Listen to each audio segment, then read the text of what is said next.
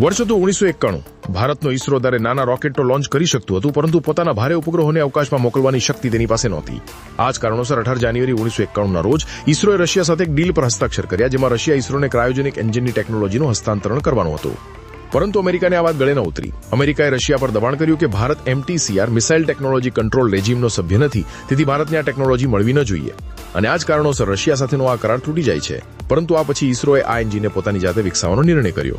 હજી તો ઇસરોના વૈજ્ઞાનિકો આના પર કામ કરી જ રહ્યા હતા ત્યાં અમેરિકાની CIAના કેટલાક એજન્ટોએ કેરળ પોલીસના કેટલાક અધિકારીઓને ખરીદી લીધા, જેથી આ વિકાસને રોકી શકાય.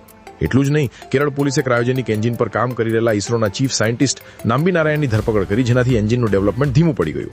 પરંતુ ઇસરોએ એન્જિન પર કામ ચાલુ રાખ્યું અને લગભગ 25 વર્ષોની સખત મહેનત પછી 2014માં પોતાનું પહેલું ક્રાયોજેનિક એન્જિન બનાવી લીધું અને GSLV D5 રોકેટે પહેલી ઉડાન ભરી. આ એન્જિન બન્યા પછી હવે ઇસરો પોતાના ભારે ભરખમ ઉપગ્રહોને જાતે લોન્ચ કરી શકતું હતું. ભારતે પોતાનું ચંદ્રયાન મિશન પણ આ જ એન્જિનથી લોન્ચ કર્યું હતું. અંતે 2018માં સુપ્રીમ કોર્ટે આ પ્રોજેક્ટ પર કામ કરી રહેલા ચીફ સાયન્ટિસ્ટ નામ્બી નારાયણને નિર્દોષ જાહેર કર્યા અને 2019માં તેમને દેશ સેવા માટે પદ્મભૂષણ પુરસ્કારથી સન્માનિત કરવામાં આવ્યા. અને તે 18 ભ્રષ્ટ પોલીસ અધિકારીઓ પર આજે પણ કેસ ચાલી રહ્યો છે. વધુ જાણવા જોડાયેલા રહો વિશાલ સાથે.